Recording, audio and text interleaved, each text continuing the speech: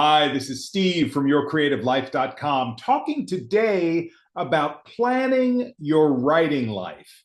Now, we all step into the world of being and or wanting to be a professional Hollywood TV writer without a plan necessarily. We might have some general ideas about I want to be on whatever this kind of show on streaming or cable, or I want to be on comedies, or I want to be on dramas. But how do you carve out the day-to-day life to make those things more likely to happen in the world of Hollywood TV writing? And that's what today's message is all about. Now, I'm going to give you kind of an overview, kind of like a 30,000 foot view of how you might proceed in planning your writing life so that you can help yourself move toward the spaces that you want in the career that you want. The first thing is to say exactly what is it? Do you want to be on a network TV show? Do you want to be in a streaming space? Do you want to be in a comedy? Do you want to be in a drama? To envision that and set that as the goal. Then once you know that that's the goal, the question is, what are the tools that I have to get there? One of them, certainly, that you can control is your writing material. It's very important that you have at least 5 samples ready to go. Some of them can be in other genres. I submitted my plays, or my agents and managers did at the beginning of my Hollywood career, as well as TV pilots and specs that I wrote.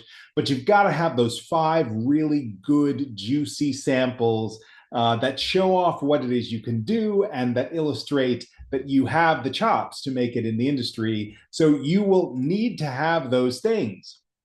Now, if you're aiming for a space and you know you need to have those samples, the question is, how are the samples? Where are the samples? And that's a great place to start to kind of plan a specific month of you getting into your writing life. So you might say, I need material. You might say, I need to do networking. You might say, I need a rep.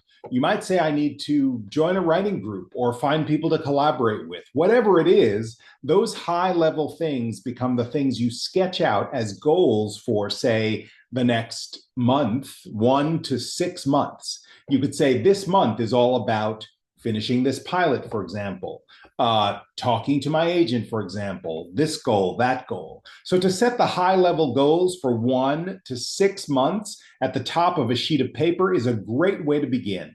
And then you break those things down into manageable, simple steps where you can be accountable to yourself about what you're getting done.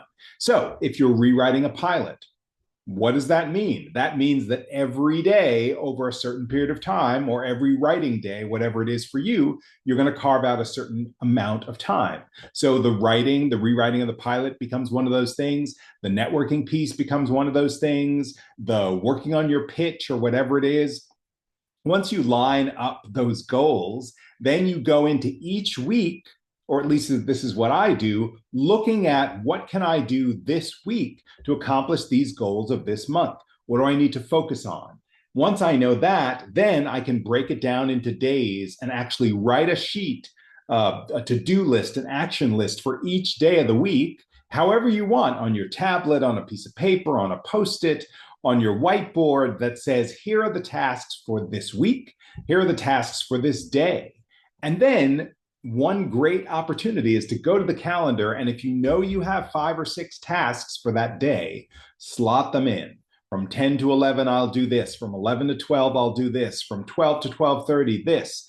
Be sure to put in the lunch and the breaks and the walks and the self-care that allows you to show up repeatedly to get those things done that are on your list. And that way you begin to take your creative life and your real life, which probably swirls in and out, with obligations to family or other sorts of things, and you get to kind of sketch out and incrementally give yourself the breadcrumbs to get where you're going. And that's how you organize your writing life. This is something that I do for myself every day and every week. And every month. And I also help clients to organize themselves so that they're doing what they can do, what's in their control, no matter what else happens in the craziness of the industry. That's the goal of planning your writing life, so that you're aimed toward a specific place.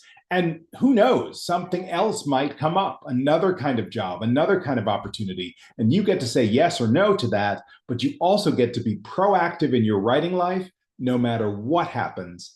And that is golden. If you enjoyed this video, give it a thumbs up. Definitely subscribe to this channel because I post brand new videos every single week. Go to yourcreativelife.com to find out all the ways that I can help you. Sign up for my free newsletter, comes out every month. And check out the Secret Writer podcast, which has wisdom and thoughts about that behind the scenes internal space that we almost never talk about in terms of the writing life. We know what it's like to put words on the page, but do you know what it's like to live the life of the person who does that? That's what my coaching does, is gives you the tools, like the ones we talked about today, to live the life of the professional Hollywood writer. Thanks for watching. I'll see you next time.